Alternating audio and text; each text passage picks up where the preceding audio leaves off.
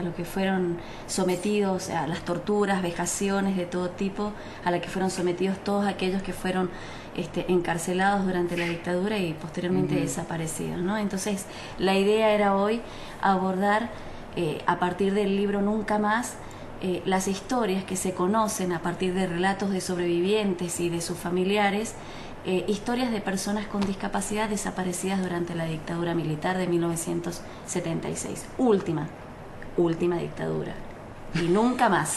Bien, eso depende de nosotras y nosotros, por supuesto, de tomar conciencia, y por eso es que no tenemos que olvidar. Sí, de nosotros también, porque nosotros podemos tener muchas ganas de que no vuelva a pasar, pero si hay algunos que tienen ganas... Somos más.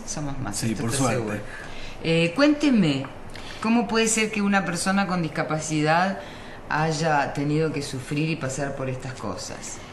Bueno, justamente la idea fue tomar algunas situaciones expresadas en el libro Nunca Más, donde se relatan casos de desaparición, de tortura, etcétera, de personas con discapacidad también, que, como decíamos al principio, no fueron exentas por su condición de todos los vejámenes a los que se sometió al resto de las personas.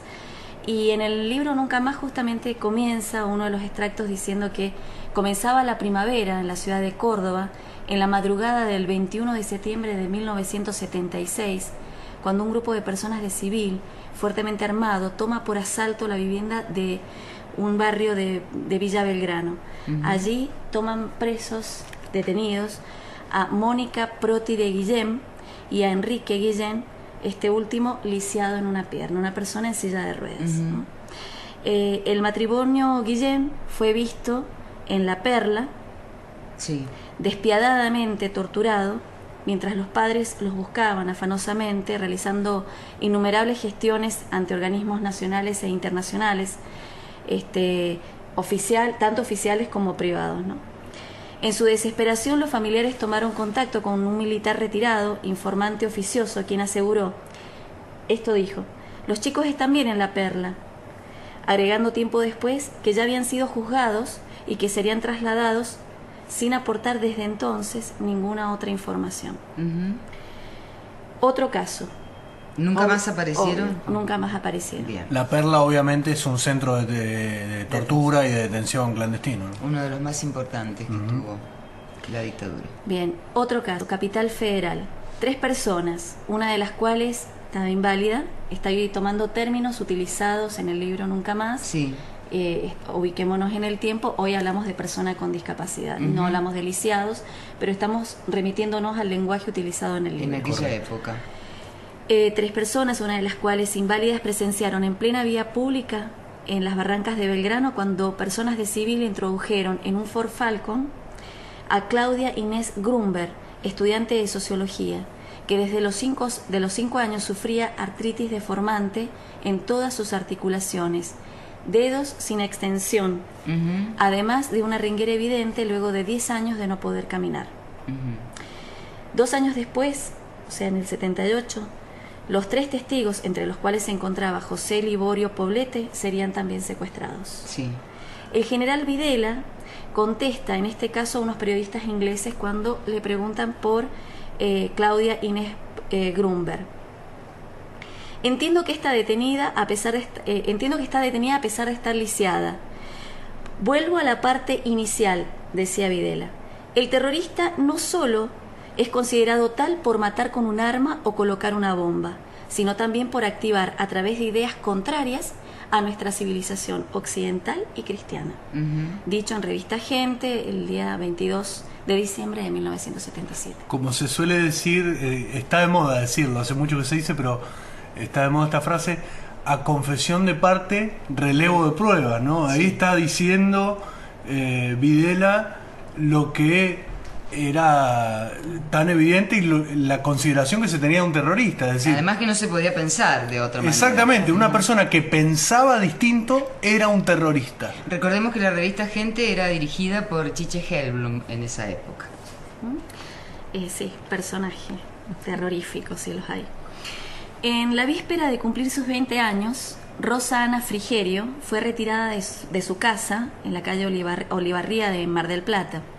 El 25 de agosto de 1976, un grupo de personas armadas vestidas de civil cargaron en una camilla a esta joven y se la llevaron. En ese momento, la víctima de este secuestro tenía todo su cuerpo enyesado por haber sido operada de la columna vertebral. Por investigaciones realizadas por la familia se tuvo conocimiento que se encontraba alojada en la base naval de Mar del Plata. Este hecho fue posteriormente ratificado por la contestación de un habeas corpus en febrero de 1977, que confirmaba que Rosa Ana Frigerio se encontraba a disposición del Poder Ejecutivo Nacional. Esta misma cita se cita a los padres en el 77 para notificarles que su hija había sido muerta. Estamos hablando de una persona que estaba totalmente enyesada por haber sido operada de su columna, ¿no? Sí. Había sido muerta en un enfrentamiento el día 8 de marzo pasado a las 3 de la madrugada. O sea que intentó huir. Seguramente, sí. Claro, Corriendo, intentó enyesada, ser ¿no? Con todo el cuerpo enyesado, se enfrentó con miembros de la fuerza policial. Sí, sí, una persona absolutamente peligrosa en esa condición, imaginémonos, ¿no? Sí. Bien, otro caso. En la ciudad de Rosario, septiembre de 1977, desaparece el matrimonio formado por María Esther Ravelo y Emilio Etelvino Vega. Ambos son ciegos.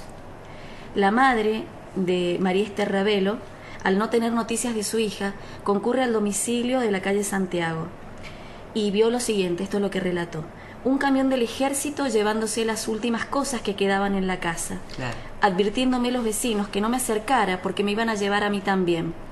Se llevaron todos los muebles, los artefactos del hogar, la ropa, una máquina de fabricación de soda, actividad a la que se dedicaba su yerno, y un camión con el que se repartía la soda. También se robaron una perra guía de raza ovejero alemán que el matrimonio usaba como perro lazarillo. Claro. Bien. O sea, los bienes muebles e inmuebles también eran terroristas. Y el perro. Y el perro. Perro, claro. El perro era los ojos de los terroristas en este caso. En este caso. Pese a la gran cantidad de diligencias realizadas, nunca se tuvo noticia alguna sobre el paradero de esta joven familia. Nunca. Nunca. Y sí, yo tuve oportunidad de estar en Rosario. Esa casa fue utilizada durante muchísimo tiempo, o sea, fue tomada por los militares y después fue recuperada y hoy es una casa de la memoria. Qué bueno. En Rosario. El día 27 de octubre de 1977, el señor Juan Sigalov de Núger y su hijo Hernán Gerardo Núger salen de su domicilio rumbo a sus respectivos trabajos en un vehículo que estaba adaptado porque Gerardo era una persona con discapacidad, estaba en silla de ruedas, por lo tanto su vehículo estaba adaptado. Mientras se estaba poniendo en marcha el automóvil, se le apareó otro vehículo con 4 personas a bordo y del cual descendieron 3 de ellos, vestidos de civil, pero con botas militares, portando armas cortas y uno de ellos una ametralladora. Hernán en ese momento entabla una conversación con estos sujetos, pidiéndoles que se identifiquen, ante lo cual exhiben credenciales. Todo esto es presenciado por un vecino y es quien relata toda esta situación. Al ver las credenciales, Gerardo les manifiesta que en las mismas no consta identificación alguna que los indicara como personal dependiente de algún organismo de seguridad. Mientras tanto, los individuos abren las puertas del auto y ante la pregunta de la madre hacia dónde se lo llevan, le contestan que al departamento de policía. Metieron a Hernán en el interior del Ford Falcon color marfil, cuyo número de chapa la madre anotó en un papel y bueno, cuando hicieron las averiguaciones correspondientes, descubrieron que ese número obviamente no pertenecía a ese vehículo. La última imagen de su hijo fue verlo alejarse en el vehículo descripto, seguido por otro similar que iba como escolta. También desaparecido, entonces. También desaparecido. Personas que se encontraban impedidas de poder realizar movimiento alguno no fueron por ello motivo alguno de consideración dentro de la metodología empleada en la desaparición forzada de personas. Este es el caso también de Juan Di Benardo, que era metalúrgico de 26 años de edad, quien fue atropellado por un vehículo en la calle, internado en terapia intensiva en el año 78. Se le programó una intervención quirúrgica para mayo de ese año y 3 días antes, por la noche, se presentaron sujetos armados vistiendo guardapolvos blancos, quienes obligaron a los pacientes internados en la sala 14 de traumatología a permanecer en sus camas, tapándose la cabeza con las sábanas. Estos sujetos colocaron a Juan en una camilla y se lo llevaron en una ambulancia. Su madre recibió un llamado telefónico de un liberado, quien dijo que había sido detenido en un hospital de La Plata y que luego, durante su cautiverio, había conocido a Juan Di Bernardo, sin dar precisiones del lugar de detención. Tiempo después siguió recibiendo llamados, en uno de los cuales se contaron que Juan estaba en el Olimpo. Nunca Otro más centro se supo de él. Sí. de detención y de tortura. Lo que se puede decir, si uno quisiera aplicar una ironía bestial, es que estos, ¿cómo se los puede catalogar? Sujetos, secuestradores. Sí, porque eran torturadores. hombres, o sea, Sí. no eran animales como se les dice, no. Hombres Sí, sí. con determinada mentalidad y determinada, digamos, concepción de la vida. Bien, si uno quisiera aplicar una ironía bestial, como decía, estos hombres que tomaron el Estado, lo que era de todos, como el Estado, se lo hicieron propio y salieron a torturar y a reprimir, no hacían diferencia entre personas con discapacidad y personas sin discapacidad. Las torturaban a todas, las reprimían a todas, las secuestraban a todas, verdaderamente. Bueno, Sí, un mecanismo de terror impuesto que obviamente fue aplicado sin ningún tipo de distinción, que bueno, obviamente ningún mecanismo de terror puede liberarse de su culpa, pero quiero decir que en el caso de las personas con discapacidad estamos hablando de una situación de indefensión Claro. particular Máxima. y máxima. Además, esto sirve, me parece que esta situación sirve para comentárselas a aquellos y aquellas que dicen que vivían mejor en la época de la dictadura porque todo era más tranquilo, porque se vivía con seguridad. Bueno, algunos y algunas podían vivir con seguridad, no conocían tal vez lo que pasaba. Bueno, esto pasaba con personas con discapacidad y pasaba con todas las personas que tuvieron que sufrir precisamente la tortura y la desaparición. Vivir con tranquilidad en una situación así me parece que no es la paz, es el silencio, es la muerte. y además a esas personas que interpretan o se han creído, los ha convencido el discurso de que hubo una guerra y no una Claro. represión brutal por parte de unas personas que tomaron por asalto el Estado. Es decir, ¿qué guerra puede estar llevando a cabo una persona que está operada de la cadera, una persona que está en una silla de ruedas, Una persona que no ve. una persona que no ve? Así Es es. una guerra bastante desigual, ¿no? Desigual. Y hemos escuchado además, perdón, Sí. Ale, la versión de el mismo Videla de lo que era un terrorista. Es decir, un terrorista era aquel que tomaba parte en la lucha armada, pero también podía ser un terrorista, era considerado un terrorista, aquel que pensaba lo que ellos no Era querían que contrario se a la piense. civilización occidental y cristiana. Exactamente. Y dicho en la misma época. Claro. Del año 77. O sea, Sí, sí, no claro, es una obviamente. reflexión o algo que él dijo después. Los en juicios y desaparecidos demás. no son, dijo. Son una entelequia.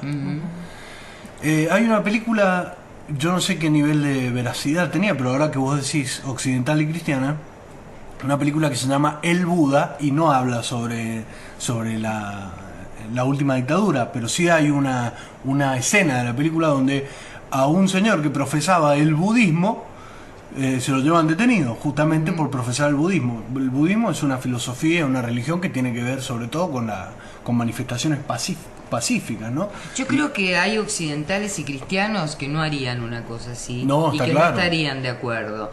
Es decir, que utilizar esa terminología para decir que estaba bien lo que hacían debe ofender mucho el pudor y el Y las espíritu, verdaderas creencias, claro, de cristianas. quienes sí viven en el occidente y son cristianos. Bueno, hay una frase que creo que la usan bastante algunas religiones protestantes, que es que frente a una situación determinada, uno se tiene que preguntar a sí mismo qué es lo que haría Jesús. Es decir, hablando de cristianos, ¿no? Cristianos, por si hace falta aclararlo, viene de Cristo, Claro. de creer en las enseñanzas de Cristo. Bueno, ¿qué haría Cristo frente a determinada situación? Seguramente no lo que hacía Videla. Seguramente no lo que hace la Iglesia Católica Bueno, en estos días. eso es otro tema, pero digo, hablando de represión y de dictadura, Lo que hizo en esos días. Sí. Bueno, Ale, se nos terminó el tiempo, Gaby. ¿Tenemos algo para agregar?